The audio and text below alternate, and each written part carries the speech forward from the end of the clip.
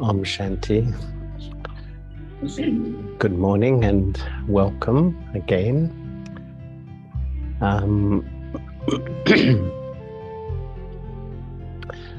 This morning I thought I will, in a few moments, just share a little bit, and then we'll have an exercise, a sort of a spiritual exercise. Is it on? Yeah. So maybe I'm just speaking softly, am I? Yeah. Is that better? Yes. Yeah. I think the volume. Yeah.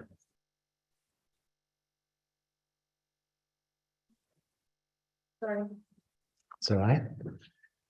So, but I thought, first of all, if you just want to find one other person, and maybe somebody you haven't interacted with at all so far, or met much since you've been here, and just share in a couple of minutes what you've experienced so far, what you've learned, what's been special for you over the last day and a bit. So is that okay? So you can stand up. Please try to find someone you normally don't interact with and just share what's been special for you, what you've learned.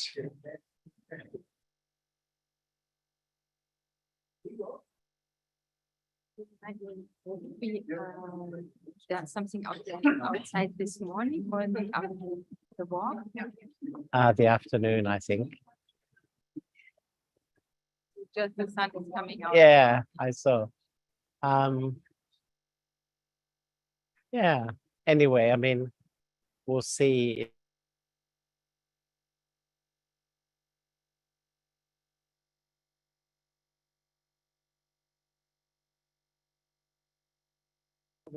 Yeah.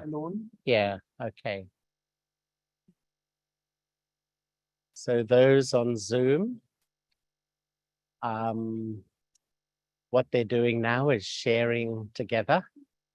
And maybe you can just write something that you have experienced if you've been with us in the retreat since yesterday. I apologize if it's not so easy for you to be a part of it because it's quite interactive here at the moment. And I'm going to share a little bit in 5-10 minutes. And then afterwards, we're going to do an exercise. So it might be a little bit difficult for you to be a part of that, but I will mention it at the beginning and see what we can do. So I hope that's okay. Thank you. We'll just be starting. I'll start speaking maybe in 7-8 minutes or so.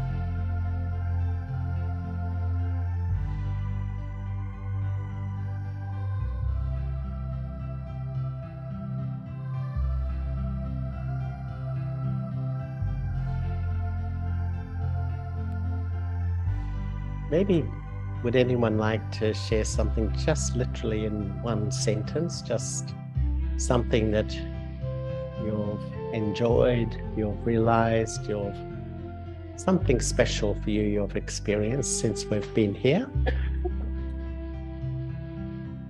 Anyone like to? There was a lot of talking going on.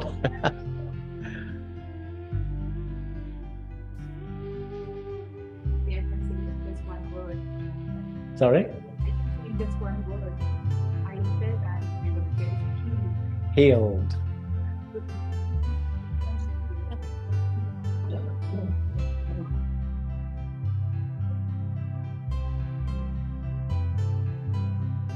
So,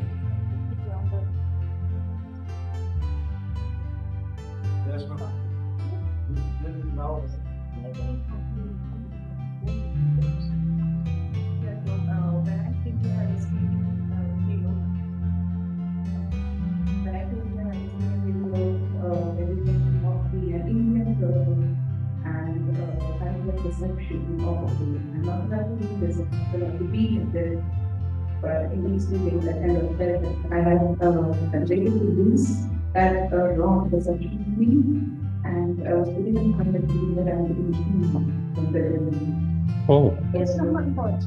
Oh my God. And this is fine. thank you. That's fine. That's fine. Thank you. Is there anyone else who would like to?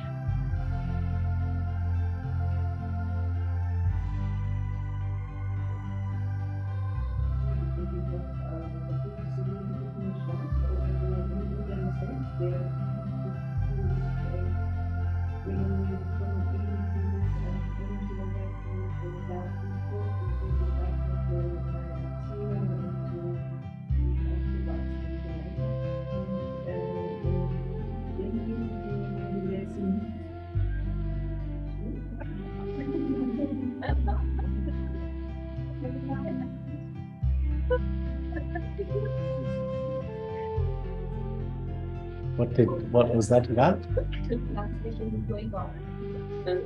Oh, she was translating. Oh, okay.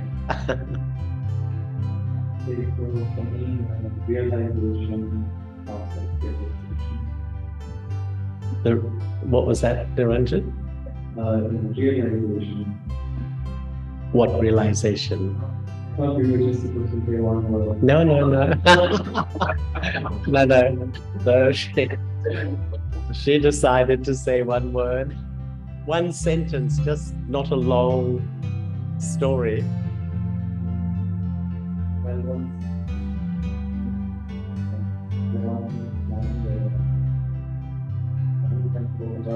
family of information, but one time period and everything like realization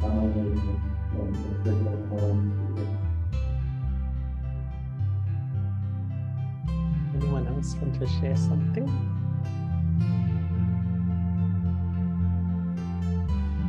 Continue to say, I really focus and so because I like to work on that deeply to see myself and it is so much more deeper that I could see that I really want to do it. Because we have to know the experience of people in there. There are so much shining there.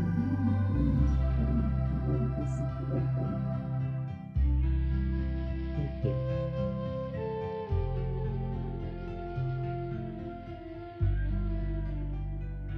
I love very much was the experience this morning and I'm clear that detachment means for me really to have a distance to everything that is in the center, in the heart of the self is what Baba is. And to have this experience of distance was really relaxing. Really good. Okay. So, anyone else? Otherwise, we can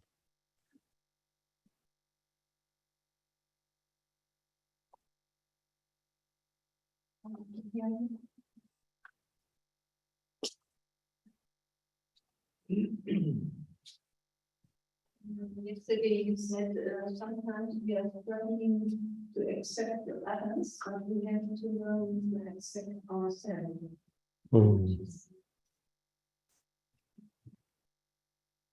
Okay, thank you, everyone. And as I said, I'm just going to share a few thoughts because we put a title for this session as Building a Respectocracy.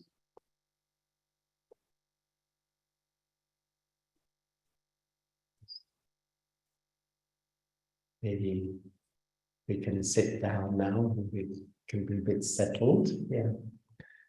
And building a respectocracy. And I think that in a way that's Baba's system. There's so many different systems in the world, democracies and theocracies, but Baba's way to build a family, build a community, and build the foundation of the new world is to give respect.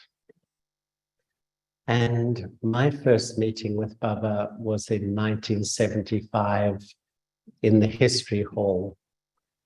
And I was just a few months in Gyan, and Baba spoke the Moli. There was this many people in the History Hall. In those days, often there'd be 40 or 50 who had met Baba. And there was the double foreigner season was 3. There was 3 of us in the double foreigner season. And anyway, at the end of the Moli, Baba actually, we were called up to sit in front of Baba. And Baba gave me long drishti. And I had the experience that Baba's drishti was just like a laser beam that went so deep into the soul. It sort of scanned the memory track of the soul. And his drishti fell on a part of me that had gone to sleep, you know, the original me, the pure me, the elevated me, the deity me. It was almost the feeling that Baba's drishti sort of massaged that to the surface and introduced me to who I really was. And I can honestly say, from that night in my life, something shifted inside of me. And I felt Baba lit the foundation of rebuilding my sense of self-respect. And I remember once Baba said that to the extent you have self-respect, you can respect others. To the extent you have self-respect, you will be humble. To the extent you have self-respect, you will be loving and you will be loved. To the extent you have self-respect, life becomes easy. And I really feel in a sense that all of us yearn for a loving community. I think because it's in our DNA from the golden age to live together in harmony. And when we don't have that, there's a deep sense of sadness or even a sense of failure. Why can't we really work together well? And really, the foundation is not about the group, really. It's not about others. It's about each one of us rebuilding a respectocracy in myself. And when I develop a quality of self-respect, in a sense, that's my greatest contribution to this family and this community. Because naturally, you can respect others. Naturally, you can accept difference. Naturally, you feel light and easy. Naturally, everything happens automatically because I'm in my right state of mind. And sometimes I think, what is this life about? It's about becoming self-conscious. But another way of saying that is rebuilding my self-value so that nothing can really impinge on my self-value. Some years ago, I used to have this thing for myself that it doesn't matter if I'm criticized. That's life. We're all going to get criticized. What matters is if that criticism changes the way I feel about myself. It doesn't matter if I fail. We're all going to fail at something. Some things don't go well. I've had hundreds of them. What matters is if failure changes my relationship with me, how I feel about myself. It doesn't matter if I make a mistake. We all make mistakes. But if all these things keep changing the way I treat myself, the way I feel about myself, then it's really hard to move forward spiritually. And sometimes I think in the golden age, it was a world, of love, and everyone was living in a full bloom of self-respect. And that's really the foundation of the atmosphere, because we can appreciate ourselves and appreciate everyone. When we come to the Copper Age, it's almost like as the power's gone in the soul, I start to look outside and I desire you to respect me. I desire you to love me. I desire you to support me. Whatever I desire will influence me. So I started to become a little bit sensitive. And by the end of the cycle, have you ever been amazed how sensitive you are? Who's been amazed? Sometimes the smallest thing can disturb so deeply. I think most of us know. I mean, really, this is, I think, the real work of our Brahman life. One, for me, and secondly, if we really want this community, this family to be what we want it to be, that loving, close, respectful atmosphere. It's not so much about our dynamics between each other. It's about me regaining my own self-respect. When all of us are back into our own self-respect, it's a natural consequence. It's a natural consequence. And what I've really seen in this world, we develop self-confidence. So, a lot of us are educated. So we have the confidence to do work well, the confidence to make money, do a lot of things in the world. It doesn't mean I like who I am. And that's why this world is full of confident people to do things, but doesn't mean I'm being in a state of self-value. And that's a sort of strange thing, because many times people see someone who's very self-confident, they think, oh, they have a lot of self-respect. And I would say not necessarily at all. And what I've seen is that there's 4 visions on the soul. There's the vision of the world.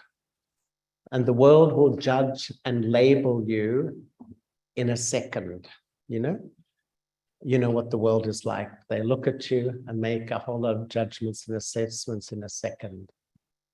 There's the vision of others. And most people today lack self-respect. And so they find that they really struggle to value and respect other people. We've all grown up in this world, even in our families, where there probably wasn't a lot of respect given to each other. It's normal in this world. Then there's the vision of the self on the self. To me, this is the most powerful influence in our lives. Honestly, we feel when someone doesn't like me, someone rejects me, someone doesn't cooperate with me, we think and think and think about it. I think this is the worst thing. It's nothing like how I treat myself usually. My vision on myself is the most powerful thing. And at the end of the cycle, I put myself in a box of limitation. I packaged myself up. I'm like this, I can't be like this. I've done this, this has happened, I'm weak.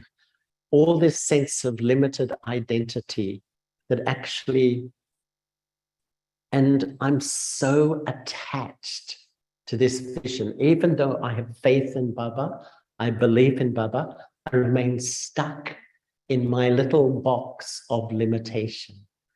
And this is really, I think, the journey of Brahman life, to have the courage to step out of this self-imposed jail. It's like a self-imposed jail that I've put myself in, that to limit myself completely. And that's why I think the daddies were remarkable. You know, Daddy Jenky, I remember her once saying that when she was a little girl and a dog would bark, she'd jump. You know, she said, I was such a frightened little girl, you know. Look at her when I honestly think she conquered fear. I didn't see fear in her near the end of her life, which is an amazing thing. And this is the journey, because Baba's vision sees the real me. And in a way, what is this life? This life is stepping out of the addiction of the box I've put myself in, of what I'm not, what I can't be, my limitation, and stepping into God's vision, because he sees me as an angel. He sees me as a world benefactor. Baba sees me, and Baba's vision is the reality, because Baba sees the whole story. I'm stuck in this life at the end of the cycle, this limited vision on myself.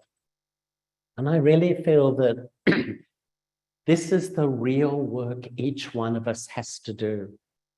If we really want the community, the family that we all do want so much. What is self-respect?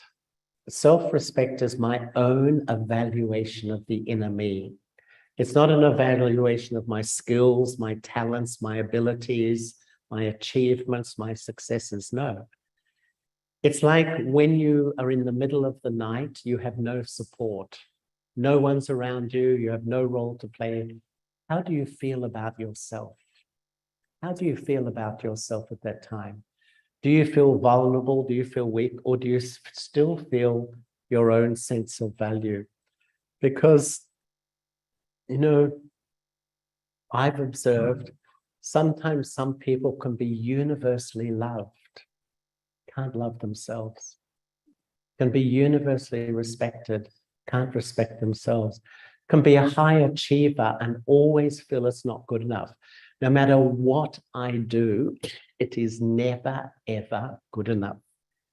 You know, there's a theory that a lot of these people in the world who are billionaires, you know, in this Kali Yugi world, a lot of them are like gurus, you know, these men or women who've made billions of dollars. You know, someone's theory is they're driven by lack of self-respect. It's just never good enough. I just have to make more. I mean, I would think once you have a few $1 million, surely that's, you know, why not retire and enjoy life? But you know what I mean? It's just, there's something pushing behind it in that way. And I think that in my personal spiritual journey, what I've seen is that at the end of the cycle, I carry these, shall we say, these beliefs about myself that are the biggest limitation on me growing spiritually. You know, as I said, I love Baba, I have faith in Baba, I listen to the Muli, I do service, I do the whole lot, but I remain stuck in these beliefs that are not good enough. And no matter how well I do, I always feel it is never good enough. Or stuck in the belief I'm not lovable, people don't really like me, or so there's that fear of rejection or the fear of not belonging or whatever.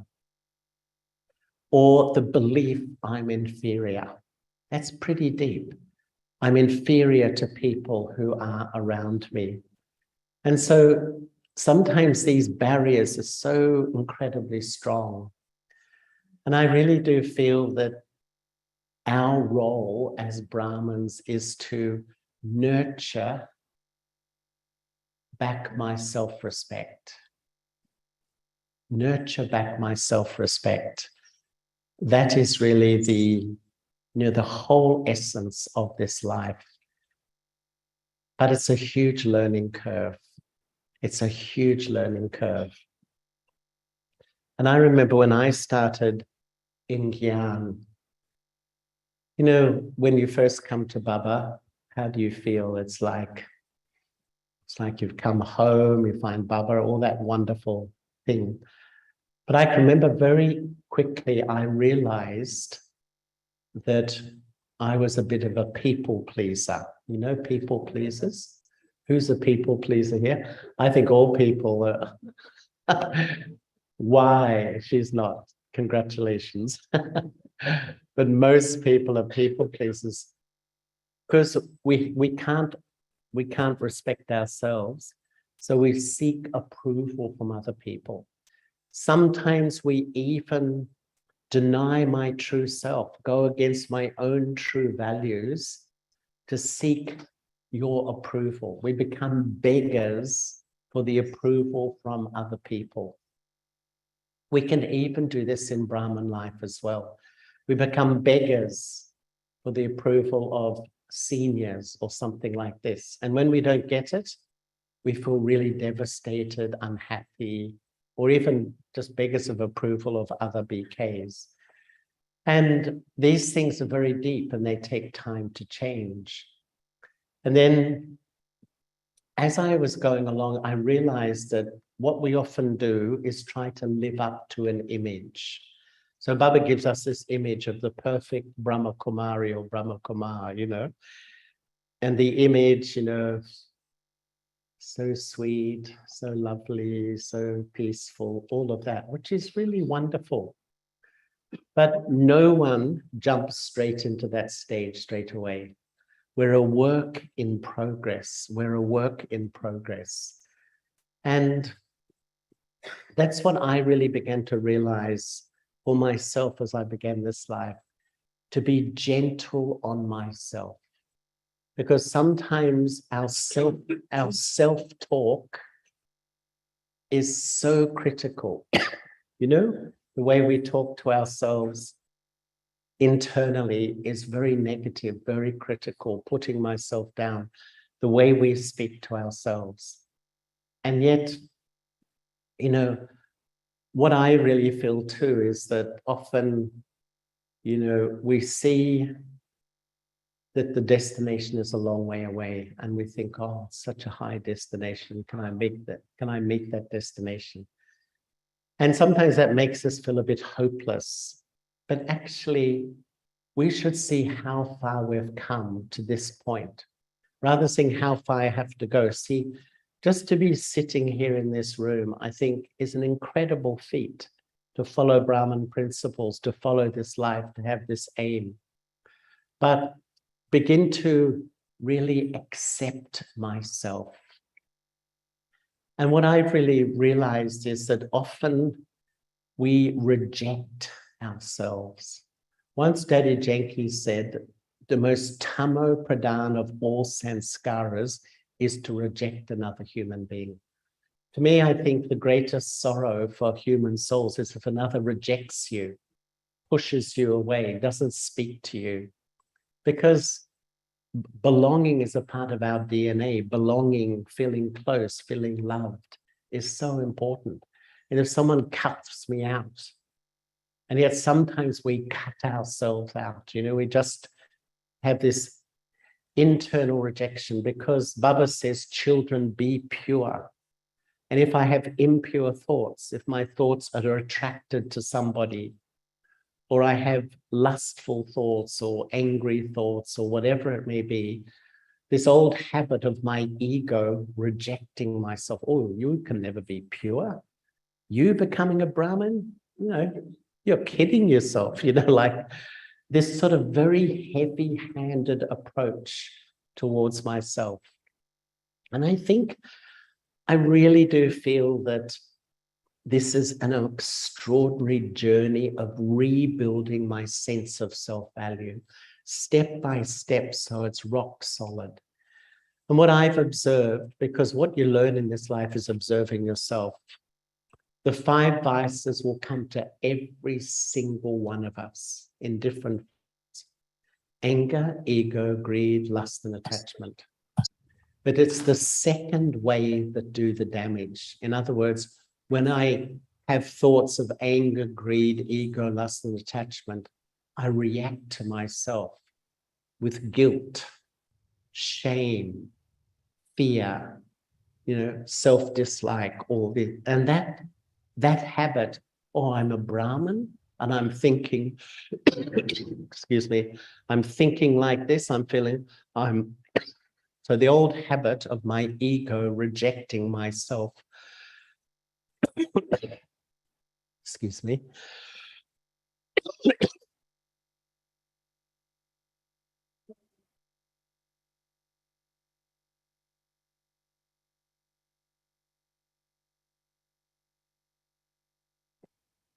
Oh, that was nice. It's lemon water.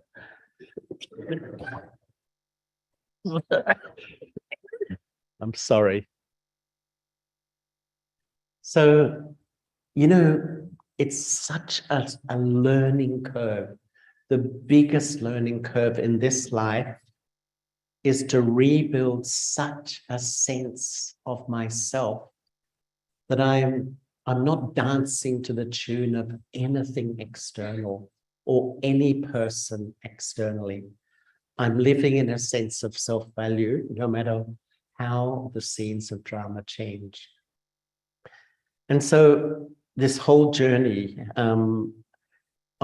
towards a sense of self-respect, self-acceptance, and even I would say accepting my part in the drama. That's a huge thing for Brahmins, actually. You know, for most of the second half of the cycle, I've defined myself by what I do.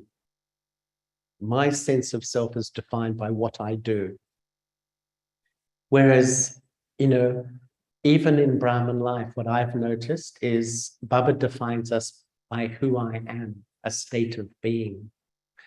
But we come into Gyan and quickly the old habit comes back. I get my self-value from doing. So I come into the Brahmin family and I start to get my self-value from doing service. And what that does is it flushes out a whole set of sanskaras of competition, of jealousy, of territorial nature, my area and your area. You get out of that area. You know, this is where I'm. A whole set of sanskaras. I used to believe it was wrong, but now I realize it's not wrong. It's a part of the journey. You know, I think we come into Gyan with a gross ego and we let go a lot of the gross stuff, like the way we dress and the way we look, but we rebuild my subtle ego in Brahmin life, within the Brahmin family, within the service structure, because I haven't got self-respect yet. So I'm looking for it once again through action, through achievement, through praise, through respect, and all this sort of thing. And the result, I will come into conflict with each other. We will start to rub against each other. And then I feel hurt and all the old feelings come back once again. And I think that Baba teaches us to define ourselves more by who I am, my virtues, my qualities, rather than what I do and the results of what I do. It's just such a big learning curve to rebuild a sense of self-value and self-respect. And yet I think that it's the foundation.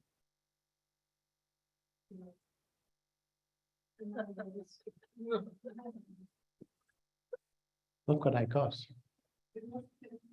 Yeah, thank you. Sounds good. Anyway, sorry if my throat's a little bit of an obstacle. But, you know, I can't say to me, you know, that was what, after 10 years in Gyan, I put all my focus on for years, is really developing a stable sense of self-value.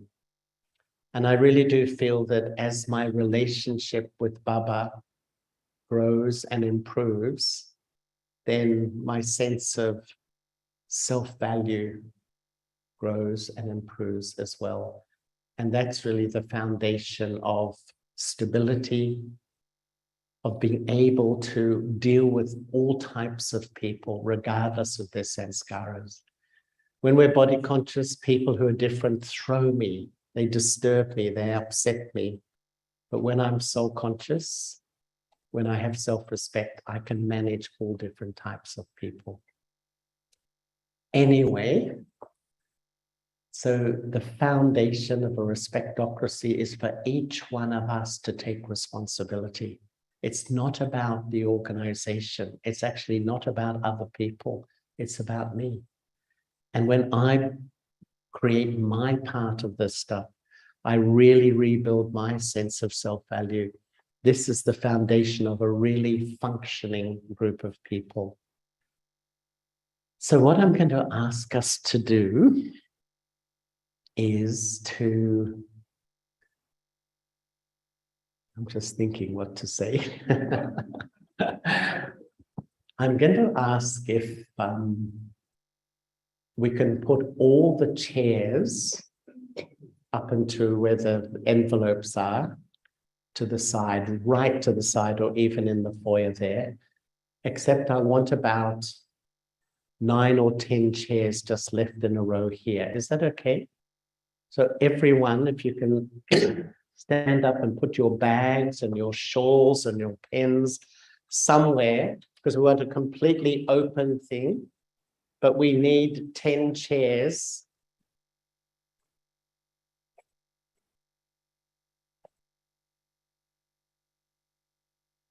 We need about 10 chairs here, facing this way. Yeah.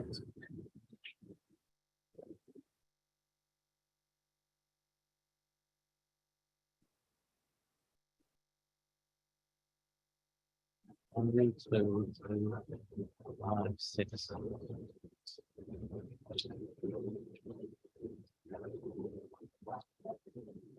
I'm not so close, actually. Yeah. Yep, that's perfect. That's about it. Maybe.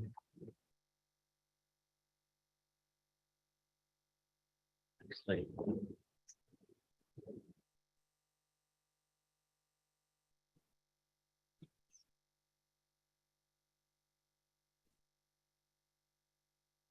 Can you push those in, thanks? No, sorry. Push them further.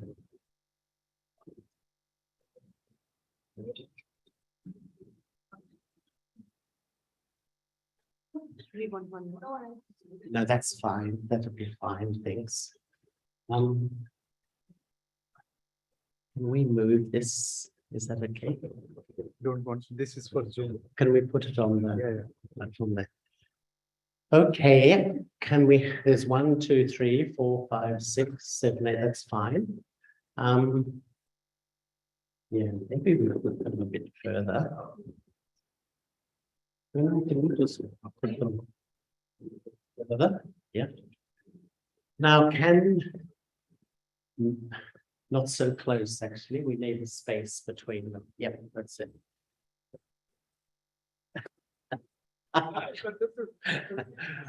Okay.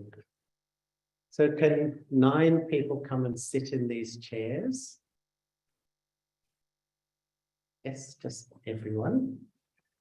And then I want one person to stand. It's funny walking around hearing myself from there. One person to stand in front of each chair here. So 1 in front of each chair. So yes. There's one person just standing in front of each chair, right up to the, here. No, sorry, here. Yeah. No, one person. So we've got, you're there, and you're there, your genders, and someone's edit. Yes.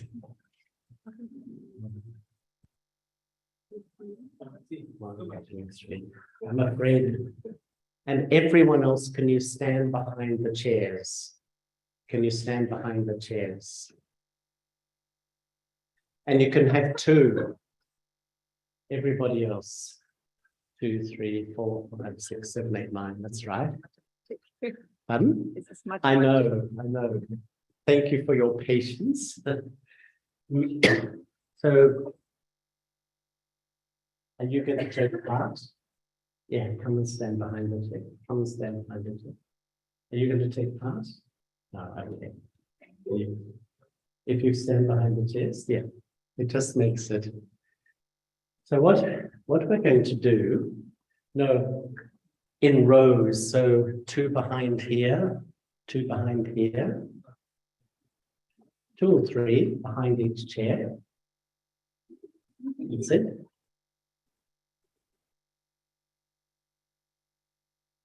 Yeah, not, there's too many three at the back there.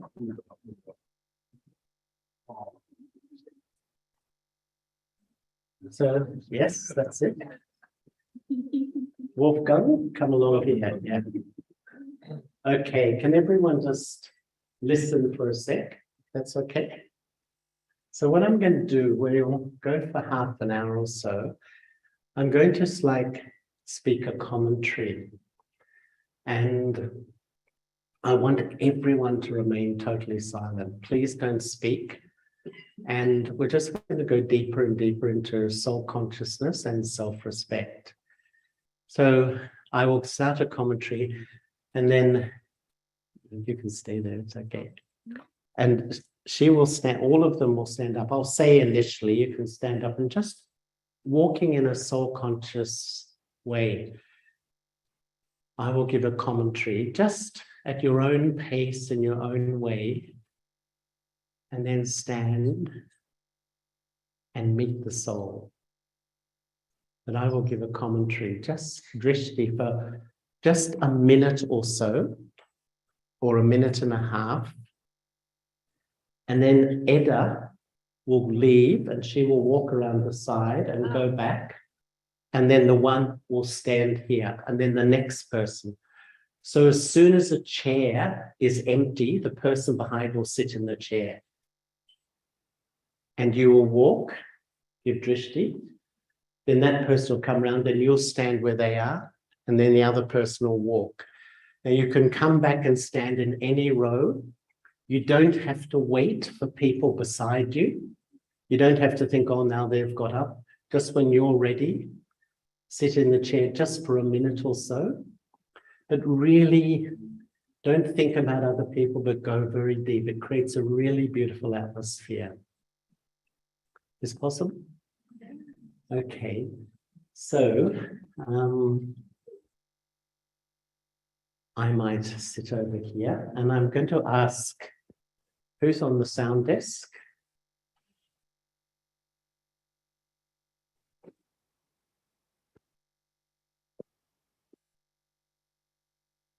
So I have a question. What's happening after kids finish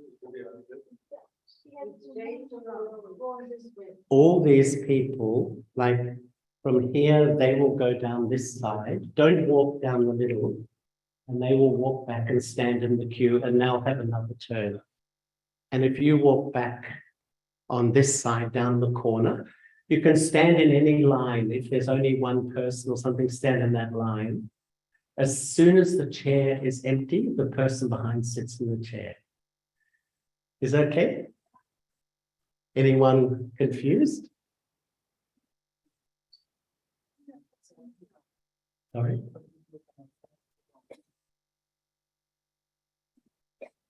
If people can't stand too long, no, it's only just a minute or so giving drishti. And then when you stand there, taking drishti. So it's not long, but if you get tired, you can sit in the chairs behind. Yes. Okay, so in the sound, this is the music. If we can have that gold number 10, if that's okay.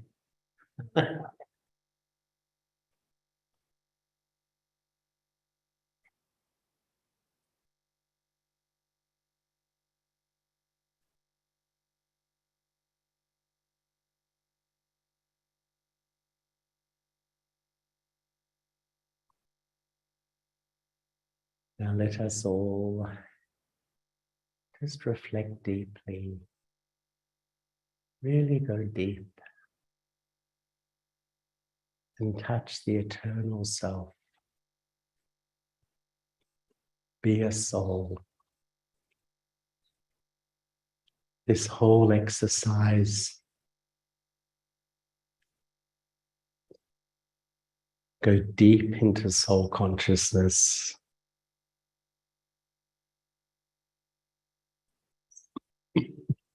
Just feel yourself sitting so lightly in the forehead, completely detached from your body.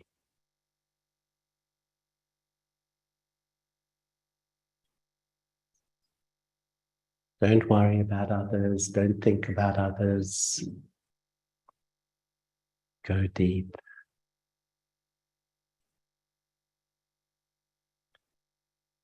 Now all those sitting in the chairs as a bodiless soul,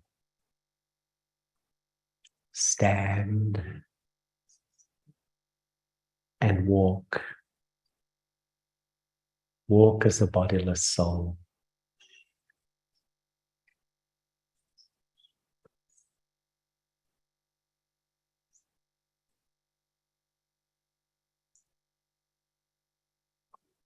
Take each step beyond the consciousness of your body.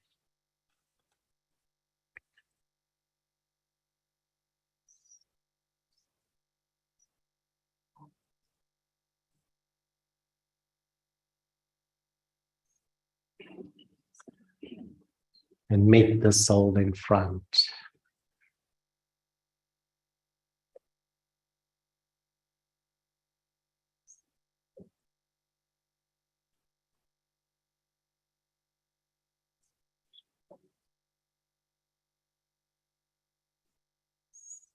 Meet your brother soul.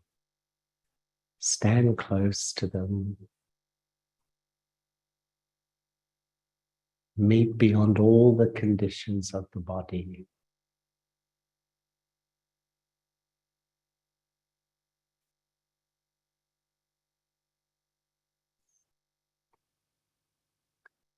Feel the light in your soul spreading its light.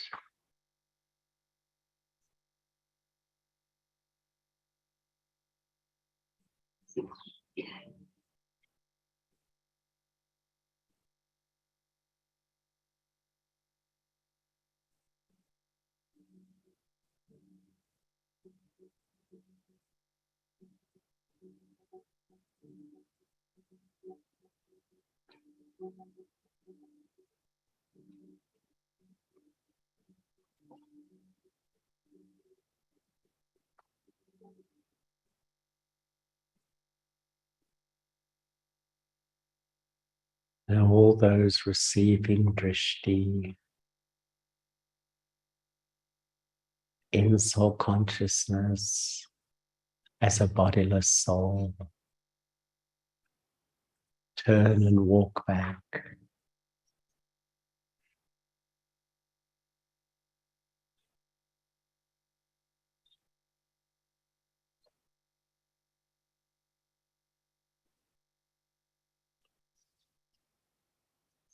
Just slowly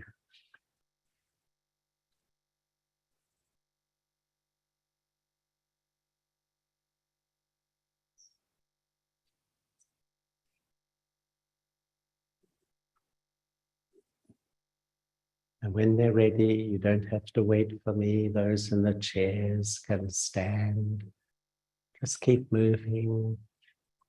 Stand and walk.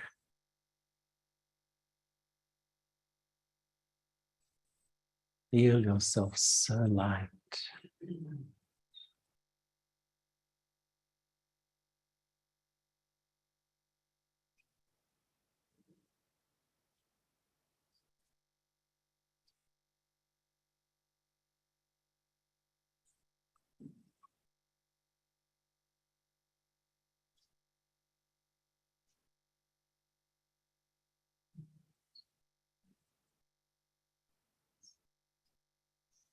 I, the soul, meet my brother soul.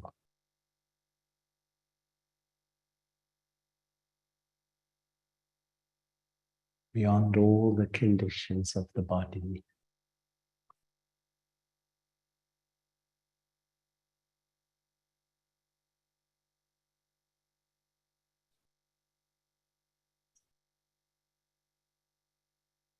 See the beauty in the other.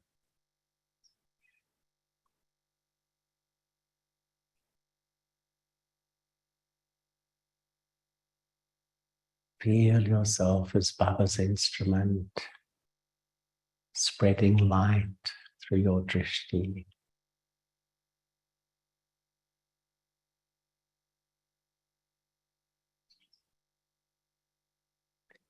Feel yourself go deeper and deeper into this soul conscious state.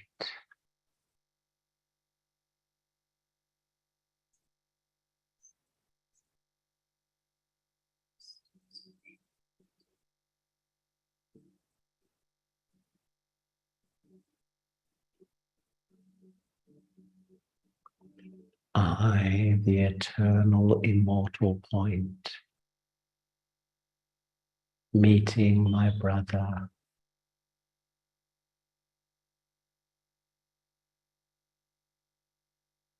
the eternal immortal point.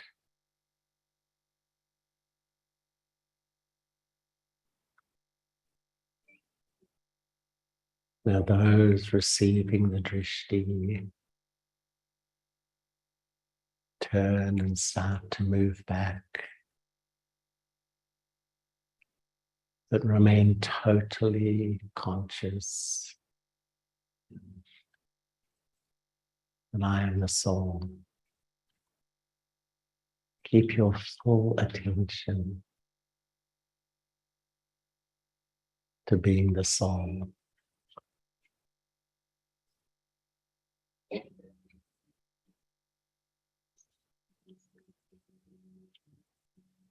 And those in the chairs, when you're ready, stand and walk as a soul.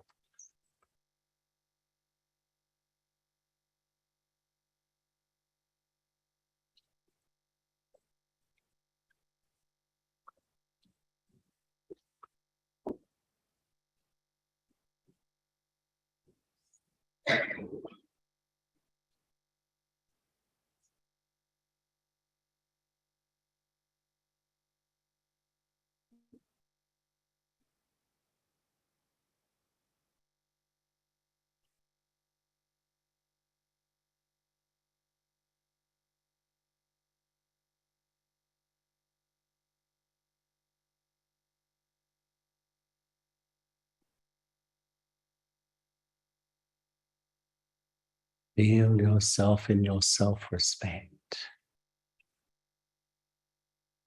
I am Baba's special child, meeting another deity soul through my eyes.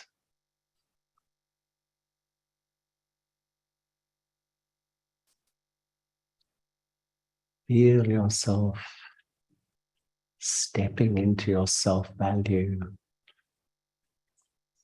your own beauty.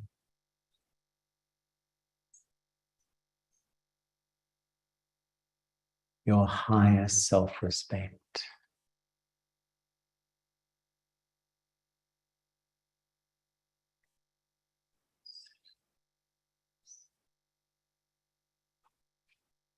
And sitting in this self-respect, give complete respect to the one in front.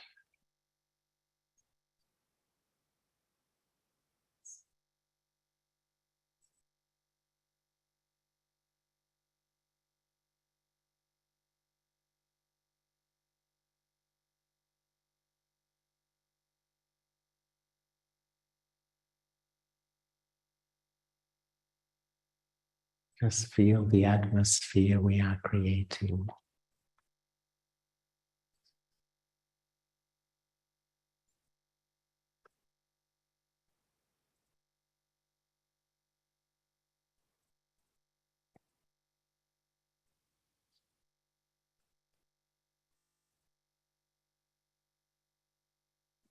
Now those taking drishti, start to turn and move back, but walk in self-respect. Take each step in the highest self-respect.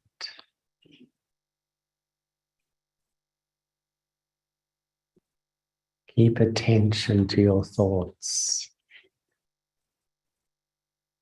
Don't let your mind wander to trivial things.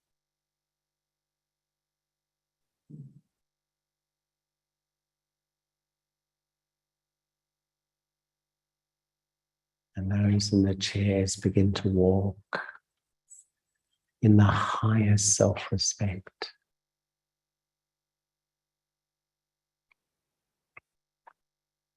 Feel yourself radiating respect to every soul in the world.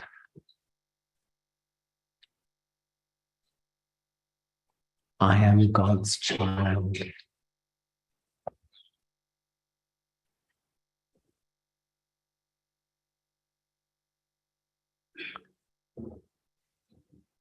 My part in the drama is to give respect to everyone.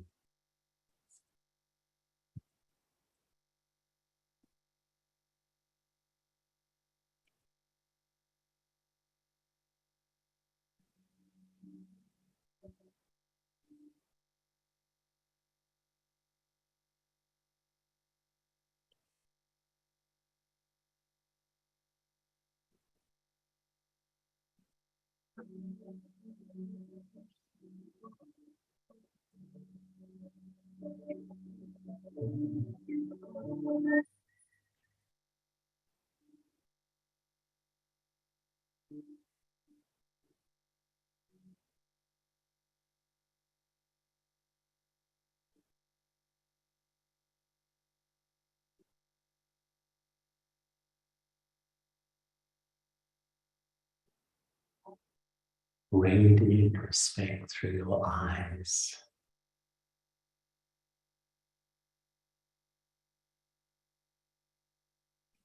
Feel your eyes are the instruments of your self-respect.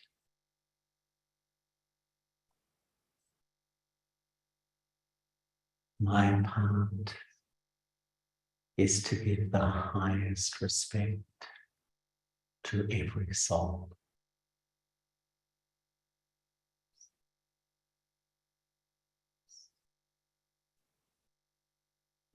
Feel yourself going deeper and deeper into this soul-conscious self-respect.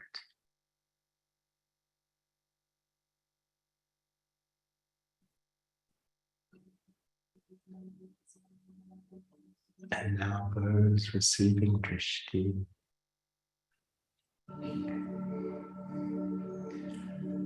slowly turn and begin to walk.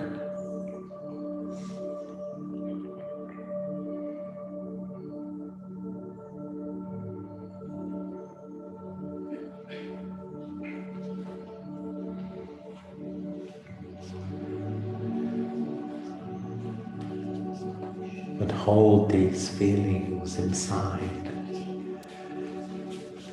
Hold these sweet feelings of self-consciousness.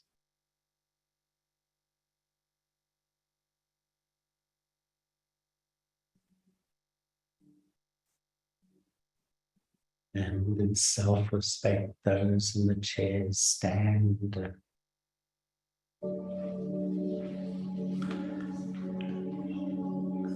and walk.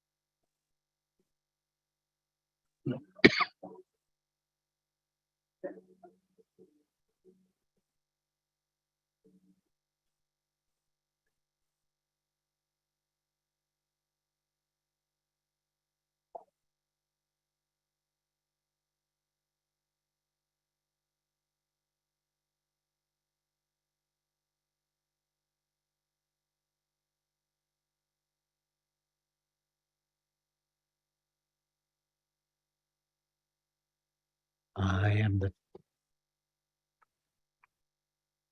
am the child of Baba. And in this elevated self-respect, I spread this vibration in the world.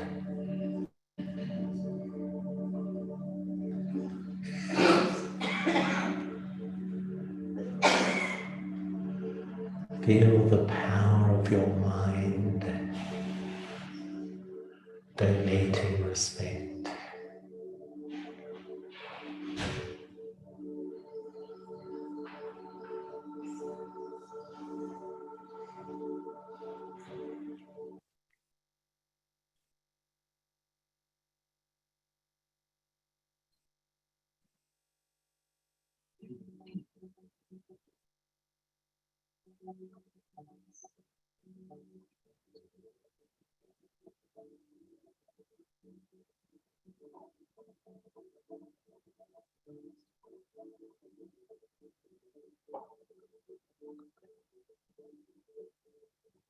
And those receiving the drishti turn and walk back, holding these elevated feelings.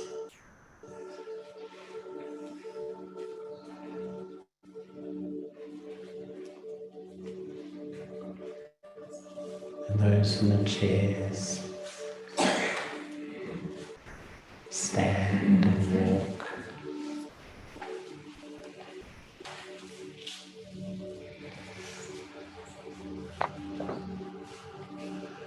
Walk as an instrument of God's love.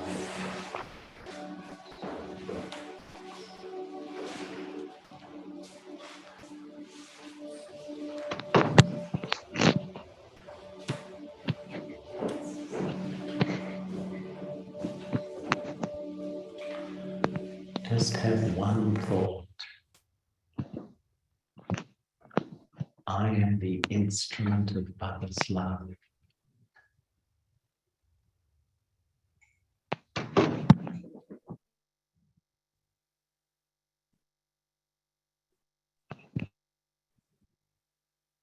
Feel your eyes, the little light bulbs of love. Your eyes are glowing, radiating Baba's divine love.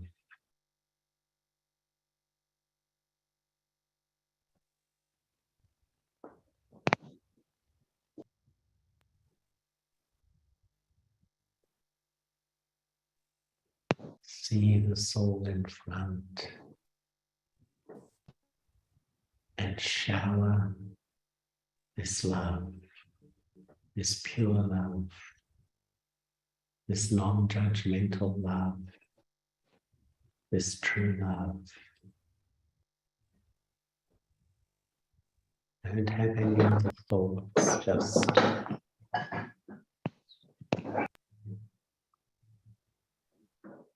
hold these feelings in your mind.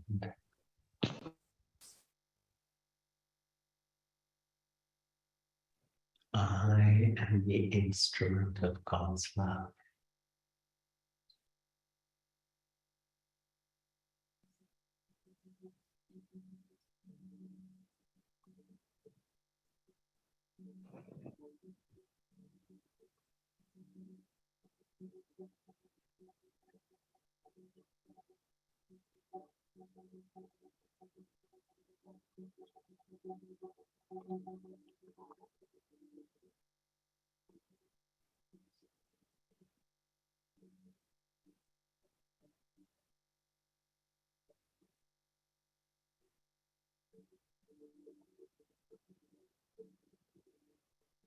Now those receiving the drishti,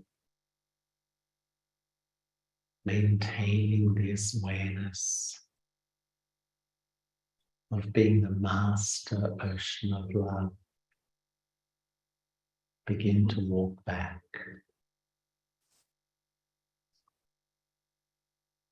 Don't let your mind wander.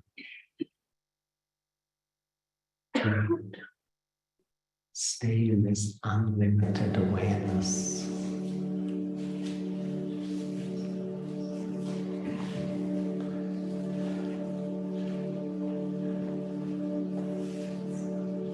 And as instruments of love, those in the chairs stand.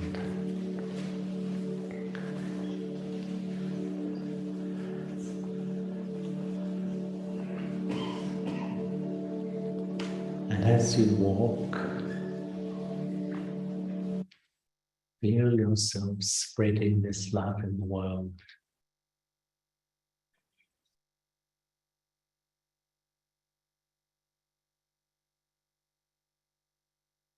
Visualize how every thought reaches the whole world.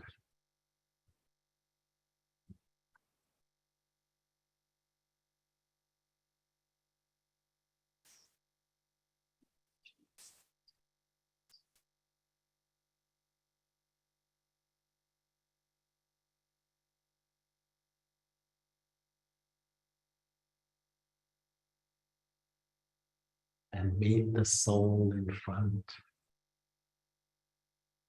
with the feelings of unlimited divine love.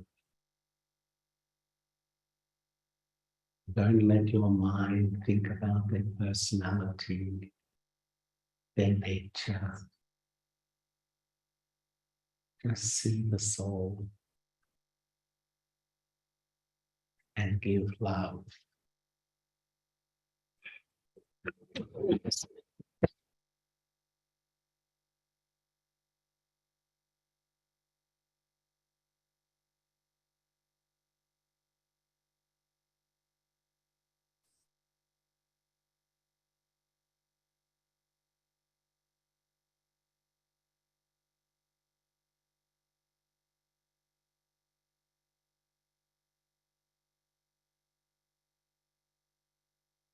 Just feel you're an angel of love. My whole purpose in this world is to spread this divine love, to heal the hearts of humanity.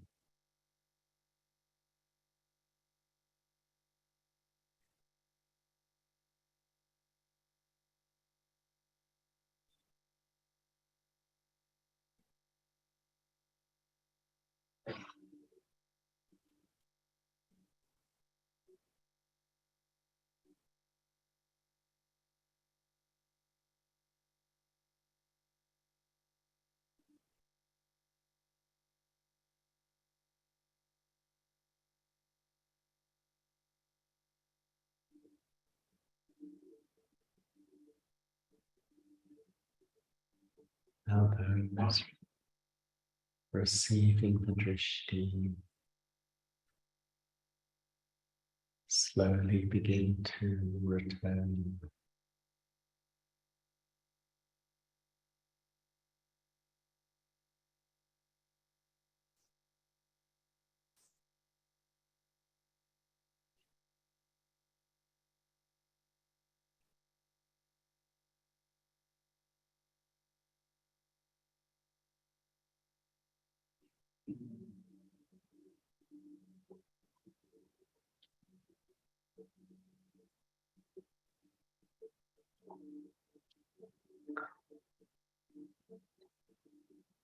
And those in the chairs,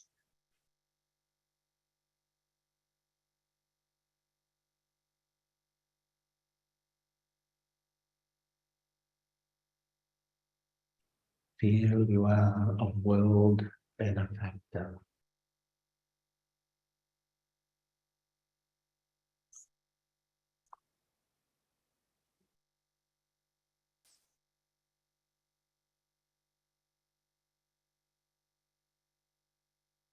and stand and walk, holding all the souls in the world in your drishti. Remain unlimited.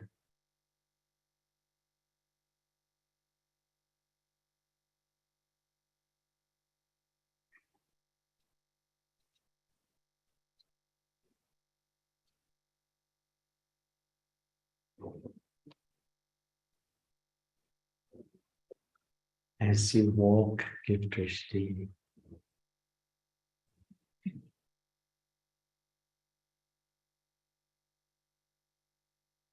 Baba,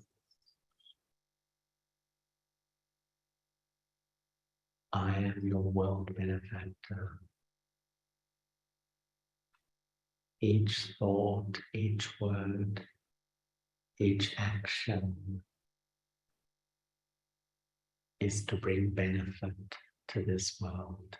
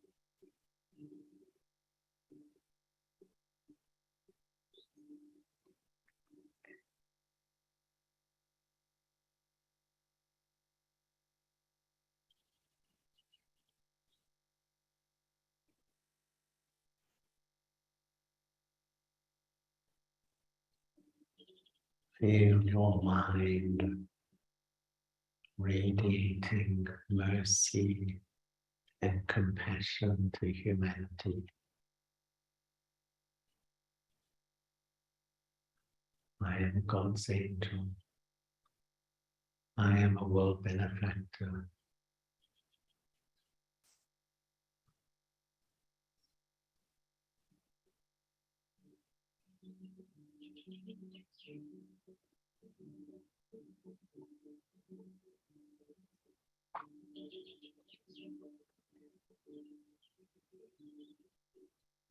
Now those receiving the drishti return as an angel. Walk as an angel. Feel that your feet are not touching the ground.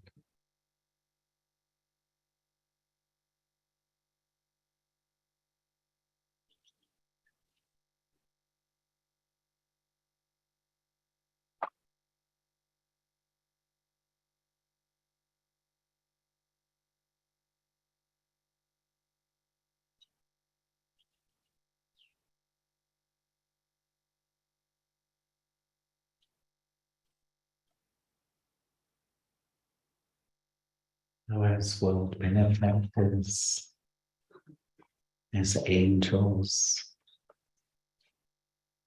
those in the chairs stand.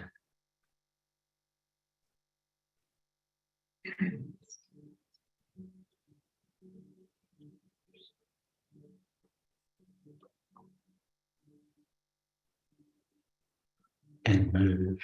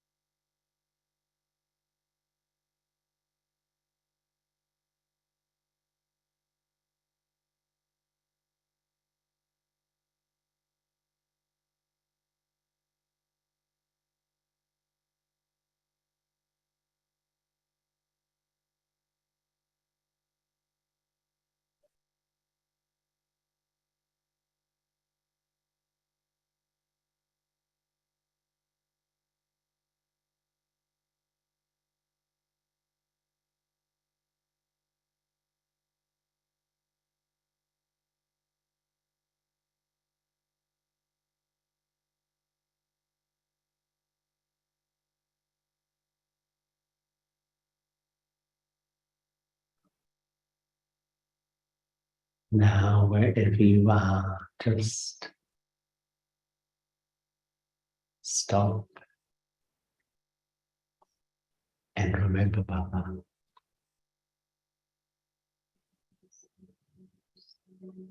Just have one thought of Shiv Baba and none other.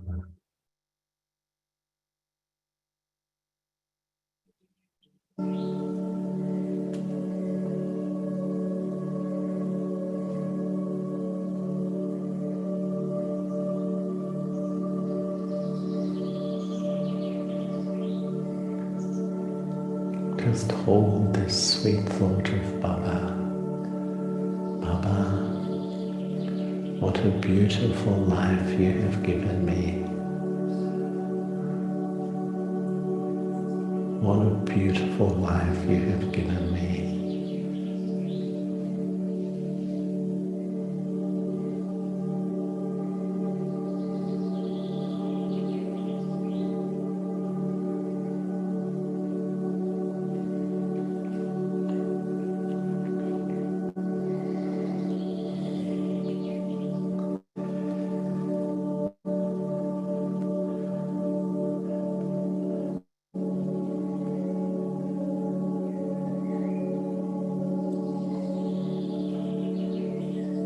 Now, when you feel ready,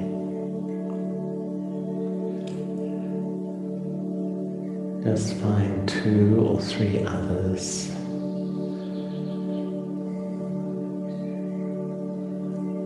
and share your experience.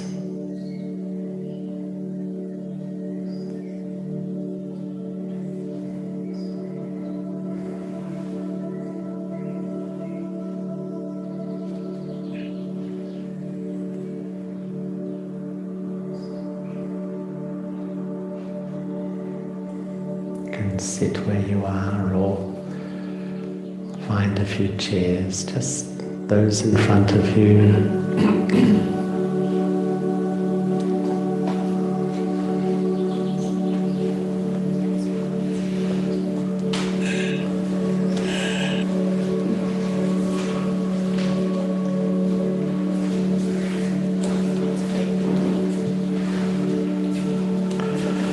Just find a couple of others and sit together and share your experience. You can turn around chairs, you can sit on the floor.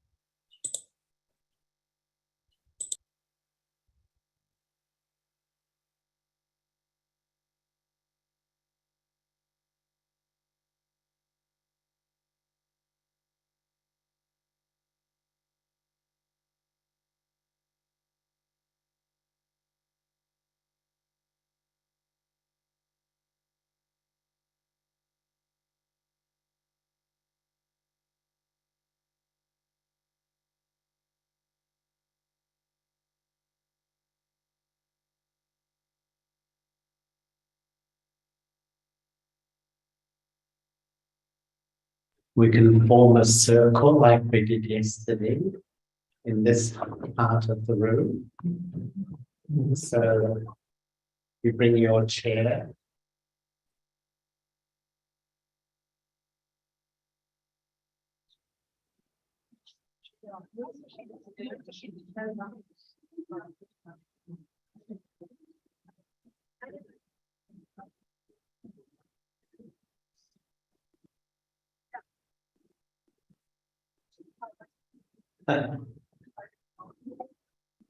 Yes.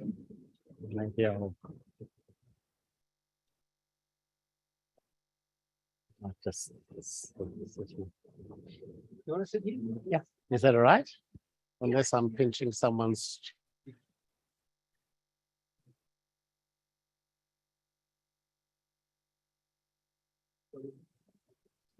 Yes, please come a little bit forward.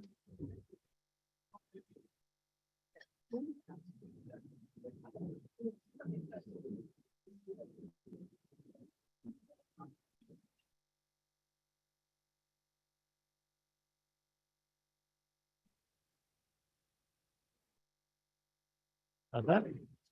Can we have a microphone? And can we have handheld mic?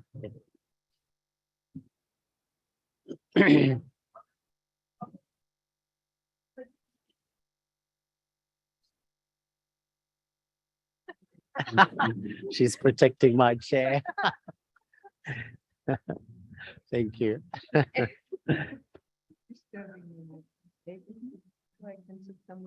Yeah, maybe it's easier.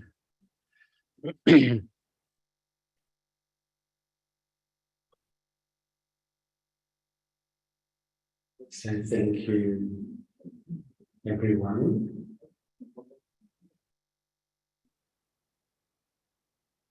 As we all sit, if we can actually sit in the circle, yeah, maybe good.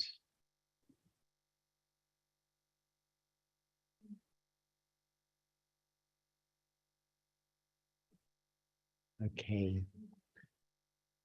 So I noticed that when we finished that exercise and you were speaking, everyone was speaking so softly. It's quite noticeable. I don't know whether you notice, but I think sometimes when you sort of go into a deeper state, you come out and you're very sort of soft. Really, after a while, the conversations got louder. But I just thought, first of all, would anyone like to share with Yeah, the whole group, just something you experienced, you became aware of during that exercise. Would anyone like to share something? It'd be lovely to hear. I know you shared in small groups.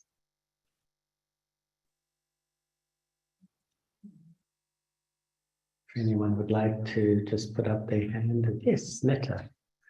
Can you pass the microphone around if that's okay? Thank you. Oh, what was my experience? Your experience, yes. One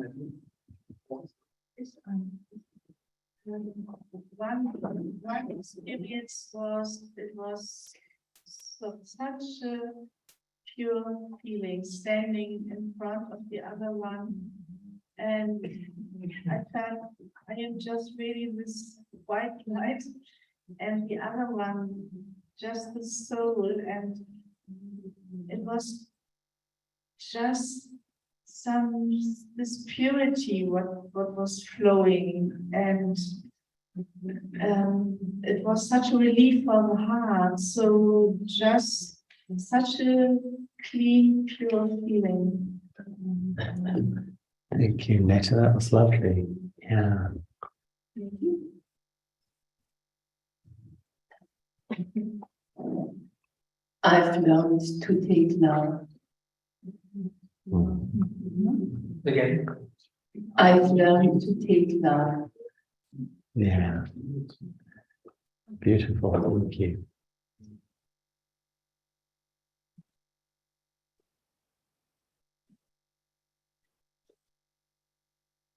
I have feeling for everyone same, no comparison, nothing. Completely pure feeling and same feeling. And one thing I noticed, this happened yesterday so loud, and day before yesterday, so my reaction was totally different. You can continue after traffic control. So let's have traffic control.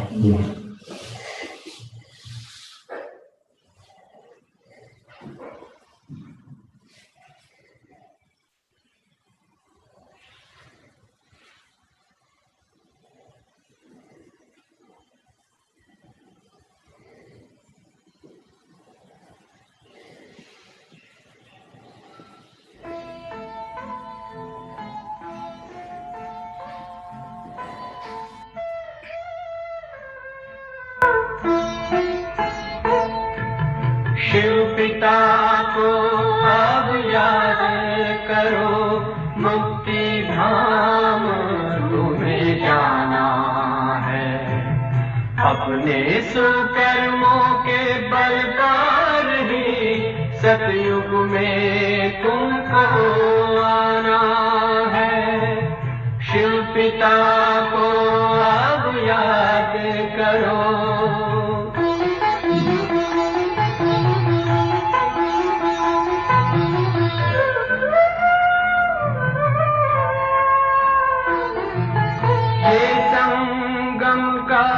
स्वर्णिम युग है, शिव पिता फिर से आया है।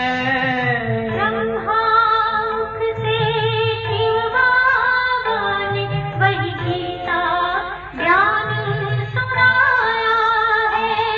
कलयुग का अंत अब आया है, विकराल विनाश खड़ा आगे।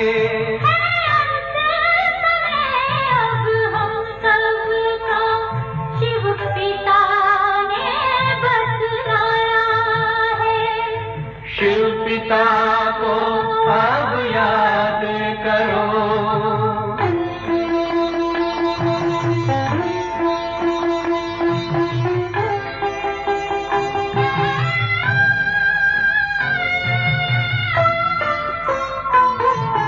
पांडव शिव शक्ति सेना की रणभेरी अब फिर बजती है।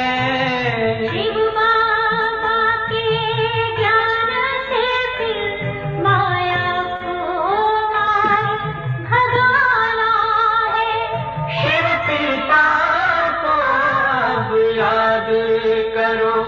सतयुग में तुमको आना है, शिव पिता को अब याद करो, मुक्ति धाम तुम्हें जाना है। अपने कर्मों के बल पर ही सतयुग में अब तुम्हें आना है। Okay,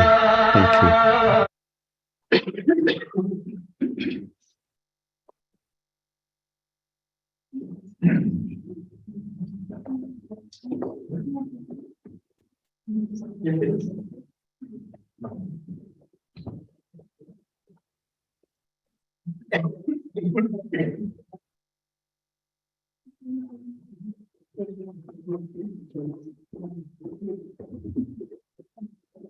you.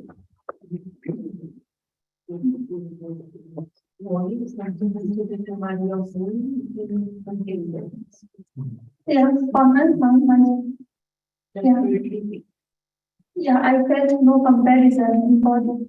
I felt for everyone the same. There was no comparison. And another thing I noticed, day before yesterday, this speaker was so loud. I was here, my body, I was frightened. Day before yesterday also, it was less, little bit better. But today, in soul conscious stage, this practice, when it happened something, I didn't feel, no, my body didn't react anything. So I could see this difference.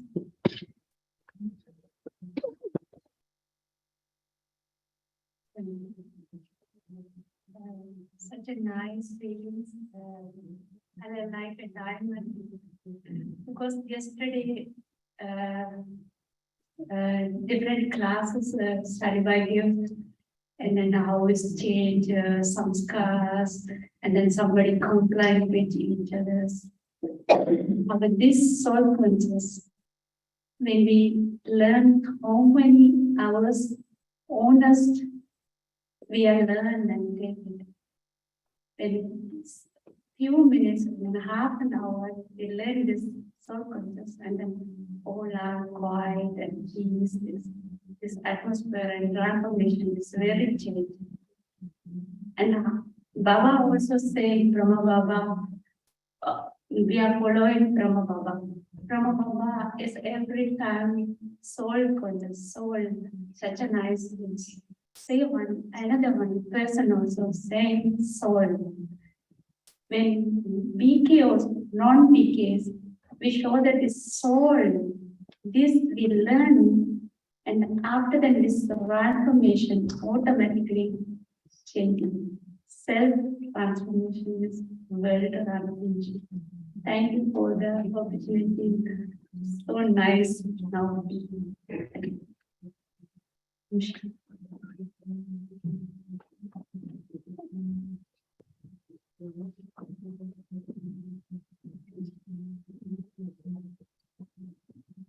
Yes, my experience was it was a complete natural, completely natural. There was nothing in between me and the other, so totally natural.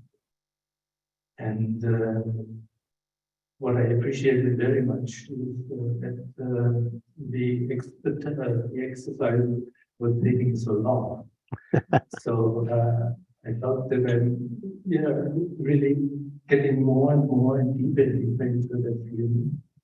And at the end, as you said, now we can stop and share. I had not the feeling that I was share something with words. Yes, it's good to sit and share without talking. Who also felt that they didn't want to speak afterwards? It's amazing, isn't it? And you feel so centered inside, just like you feel so comfortable. It's a really sweet feeling, yes. That's what I wanted to say. I didn't feel like speaking afterwards.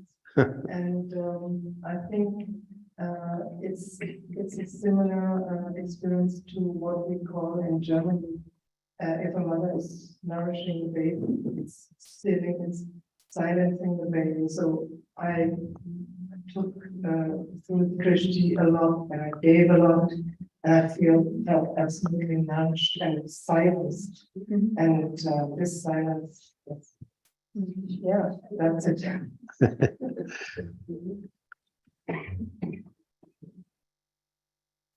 I was, from the morning, I was trying soul consciousness like a Sat Chit Anand Swarup. I don't know how to say it. That's right. Yeah. So I was trying. So when you done this, it's so easy for me. And I didn't see anybody, just the light and light. And when you say the word manifests, I just saw the word is between us and all the pure souls to bring from the Babas all the lights and lights and give it to the word. Automatically it goes there. That was my Thank you. Who else would like to share something? Yeah, please. Yes, I felt it was a very nice guiding, the commentary, and the atmosphere was very concentrated and powerful, and no waste had the chance to come in. And I felt very elevated, and everyone in front of me, everyone was very elevated. Who else felt there was very few waste thoughts or other thoughts? You were sort of focused in the atmosphere. Yeah. Okay. Anybody else like to share something?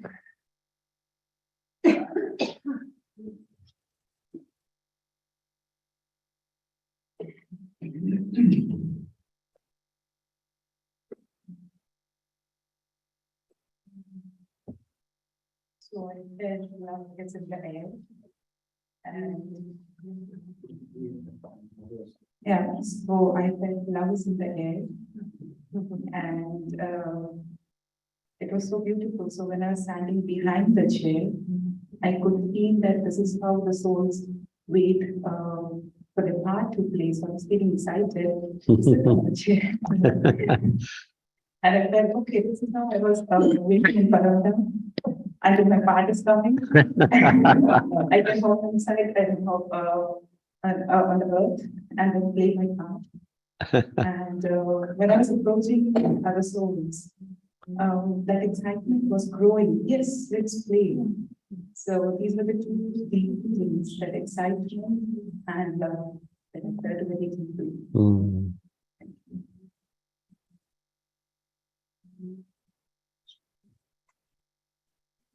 So I had very nice experiences with coach to a conscious stage, and I was thought it would be very important to bring it in my practical life to see my love experience as well.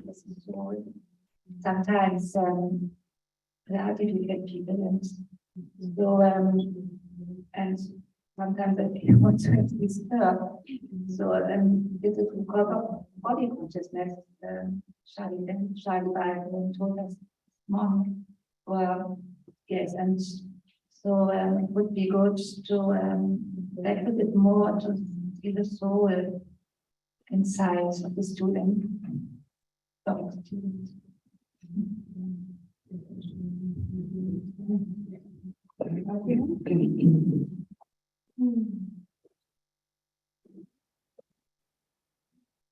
I felt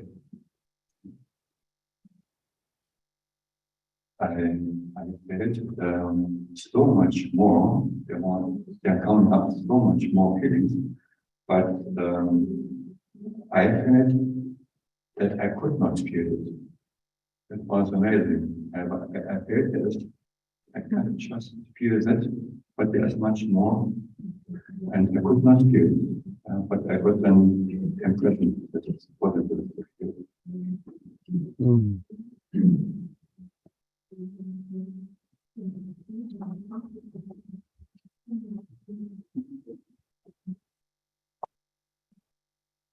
I found it really nice to focus entirely on myself, quite loose while working or doing other things to have different thoughts, and even while practicing soul consciousness, Baba and this point of Murti and and it was just nice to focus entirely on the self and even start to respect myself. I think I was practicing this, but I've forgotten this, and my focus was on everyone, but really just to be with myself and allow the respect for the other to come naturally. That was liberating in a sense. And I really felt my energy, my aura really. So when I said go deep, and I just went going deep, and I don't really see the subject itself yet. I'm deeper, and I think I might have left it somewhere. I'm not sure, but I could just feel the energy growing, and I think then there was a part where I was trying to experience this unlimited divine love and go deep in the meaning of music. At the present moment, it's so hard for me to experience love. Just as a feeling anyway, and I think quite enough to be seeking it from or wanting to keep it from outside. But it was easier when I tried to radiate love to the world, and that felt good. And I think I could really feel everyone's moods, feeling, and through that also then I was hoping that I know that energy would be going towards healing my wounds as well. And finally, I felt a tiredness, a good kind of tiredness, that the body is really tired, and I would just have to go to sleep now very soon.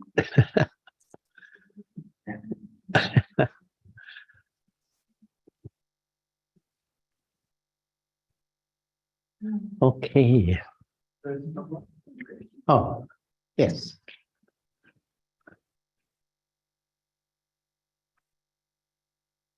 Yeah, just a short comment.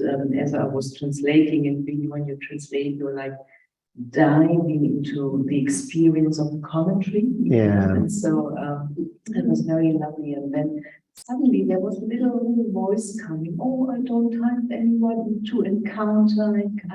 I don't have anyone to meet. And immediately I felt the soul coming in front of me, who's living physically very, very far away, another soul.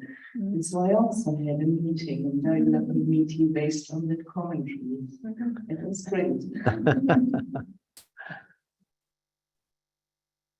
Thank you, Monica. Anyone from this little corner up here? For being around this little corners, I think they're still in that deep state. Also experience like going through cotton wool.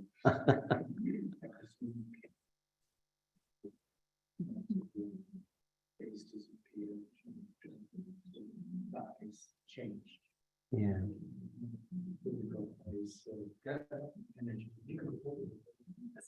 Energy came through.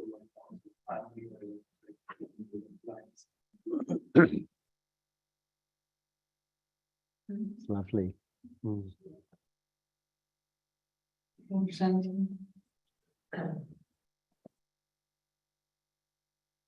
I was expecting old experiences of that matters and faces disappearing, and this was a blockage in a way, expecting something. So it took me some turns to have this experience again, that the face disappears and become just light.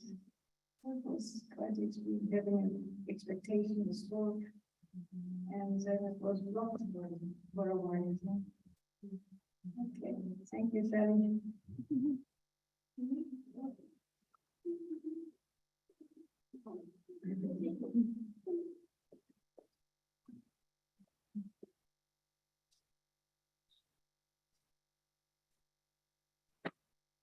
First of all, thank you very much, Ali.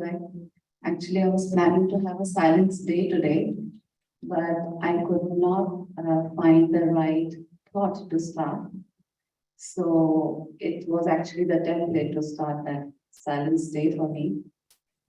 And you rightly said that in the beginning, it was very difficult to break the silence and come into words.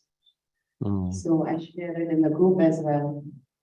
And the other thing was, what I observed was, it was not in the corporeal world, we all souls were. It was definitely the vibrations of some subtle regions or something like that. And some of the souls in the group shared that when at the end we said, now remember Baba. So actually, since the beginning, I was remembering Baba. Baba was always there.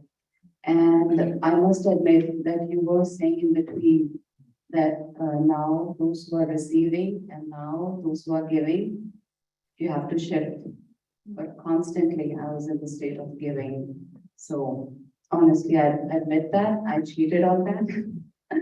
But yeah, it was so enriching, and yeah, I feel if we can maintain that, it would be really nice. Thank you. Thank you very much.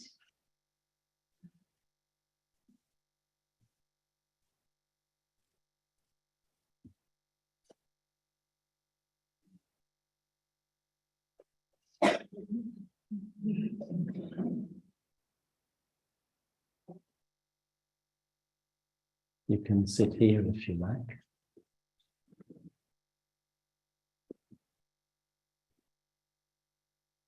That's a lottery of coming late, sitting with you.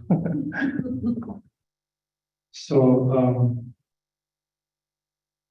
because I'll be leaving around 2:30, so I just wanted to share something from last evening's meditation experience, sitting on the stage. And it was really very powerful, not only in terms of my own stage, but the way I was watching everyone. And I think what I feel for myself, being very, very fortunate in this conference age, having to understand Baba and working on myself and enjoying every moment, trying to enjoy every moment of this conference age. So that's what I saw each soul in front of me yesterday evening, that not only me, but how everyone is so fortunate that we have this intellect of understanding the way Baba is. Not only understanding it, but now experiencing it as well. So that's something which was very, very, very constant yesterday evening with me, that to be amongst all these fortunate souls who Baba has chosen, but then we are doing our part. And last thing which I would like to share, what Charlie was sharing yesterday with a small meeting with the Anchor family, and he said that the question was, what is world expecting and Baba expecting from us now, Brahmins?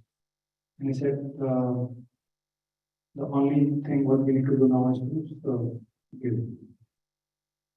So I think these are the two things which I would definitely carry with me. So thank you, Charlie. Nice meeting you.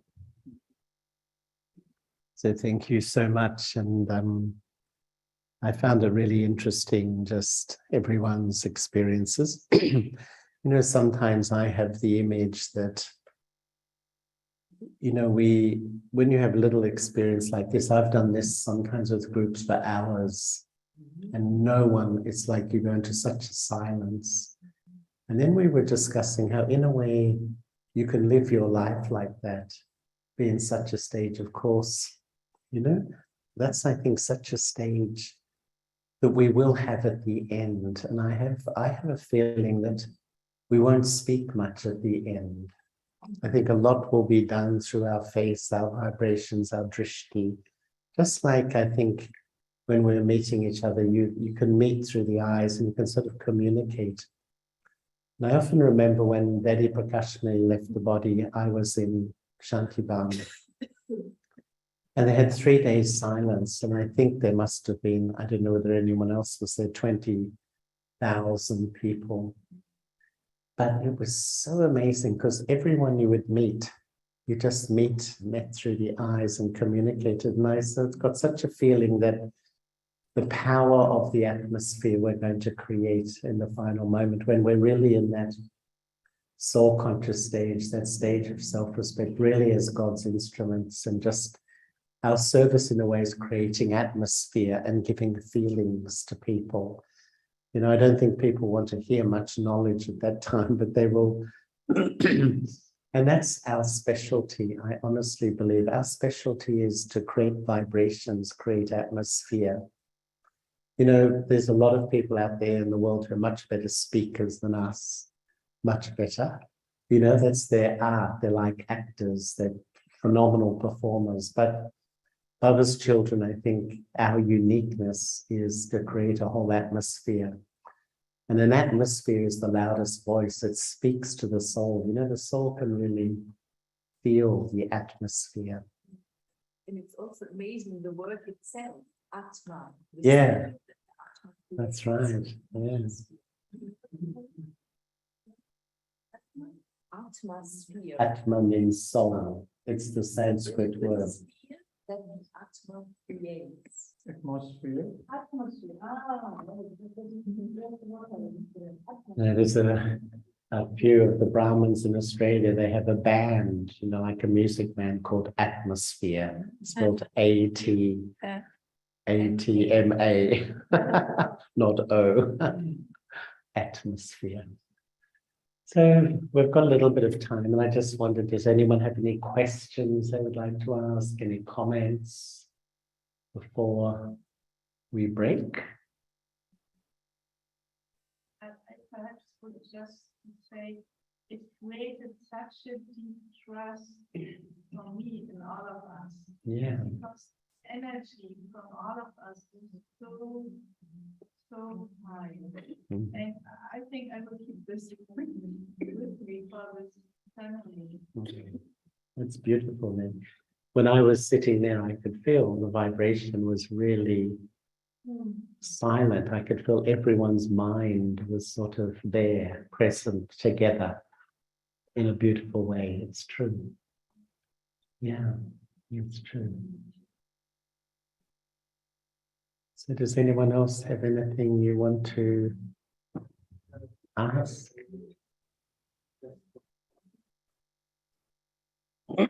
So, was the point about think about Baba?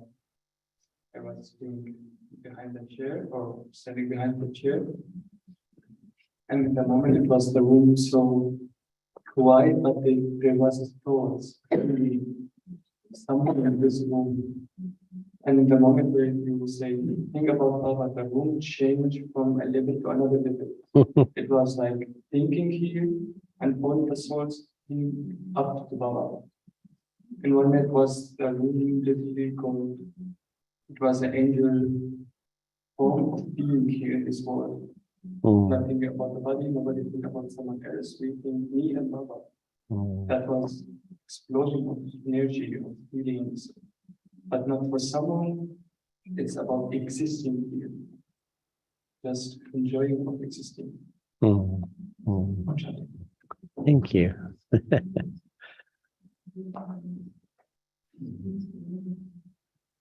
You ready? I keep muting myself and forgetting that I've done it. Is there anyone else who wants to say something, ask something? Otherwise, we can have a little break before lunch. Yes. Because in the morning, I asked to make a group photo for our new website. Yeah.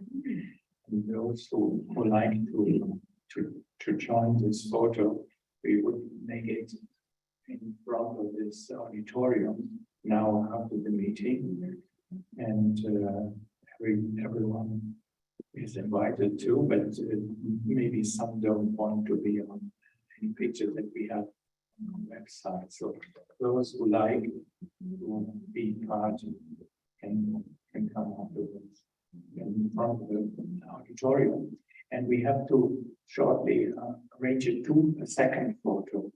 The terrace and in front of the in front of the house that some are sitting on around the tables and speaking and discussing maybe about this session shortly and make some photos and then we can have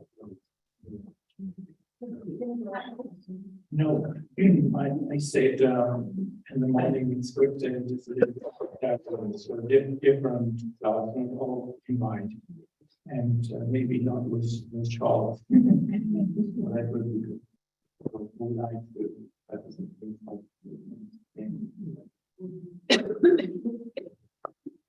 Okay, fine. We can do that in a few moments. I'm just wondering this afternoon, what would you like to do? We have a session at 4:15, I think, is it 4:15? And I'm sorry, my throat is a little bit bad. Someone suggested even we go for a walk together. Would you like to do that? You don't have to, but I just wonder who would like to go for a walk. Quite a few, but not everyone. Anything else you would like to do this afternoon? You were rather stressing the fact that our self-image is still very, very much influenced by old belief systems.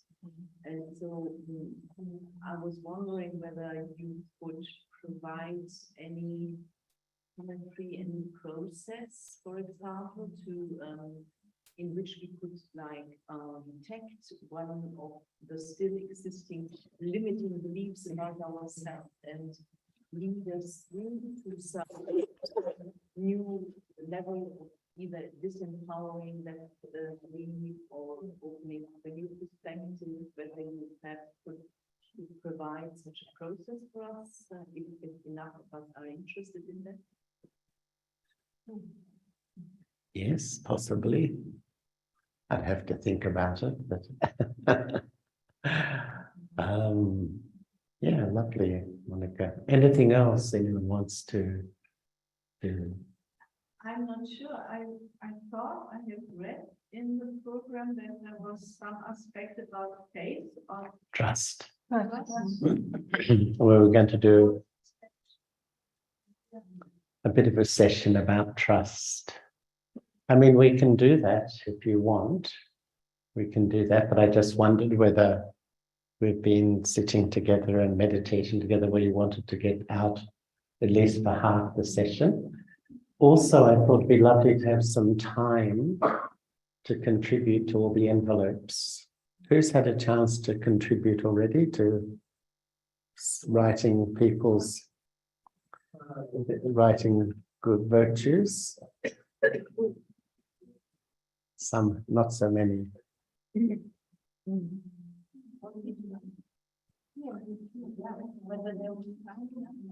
Whether there's time, whether we could give a little bit of time.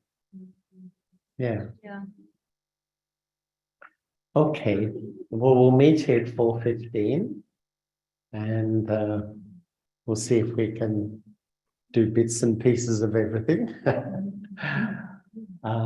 Anyone else have any suggestions?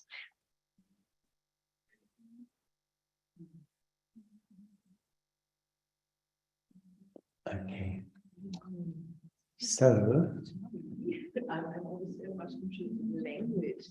What would be the difference between, as your native speaker, between regard and respect? What's the difference? I don't think much, really. I think you could probably technically sort of think, but really it's the same thing, giving respect, giving value, appreciation, regard. It's all much this, regard and respect are really pretty much the same. And do you have a word as like self-knowledge? Because we need to do this. Self-honor. Not, I mean, it's not a common use of the language, but in a way, I suppose it's that place where you have you hold your own dignity, you have your own self-respect, self-honor. There's many different sort of flavors to self-respect. Self-esteem is a common thing within the English language. You hold the self in esteem, the highest vision on the self. Okay, everybody, I think we have a few minutes meditation together. And then if you want, we can go outside and have the photo. Okay, is everyone okay with this? Yes, so let's just have some powerful meditation, recreate that atmosphere that we felt. And then please, if we can go outside and enjoy the meditation, the photograph.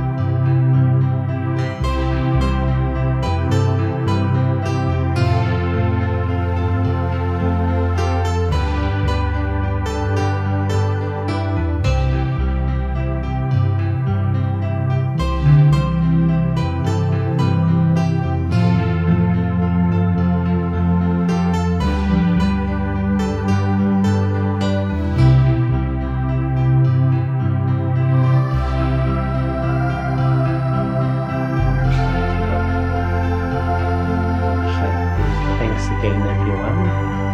We can be back here at 4:15. Sorry.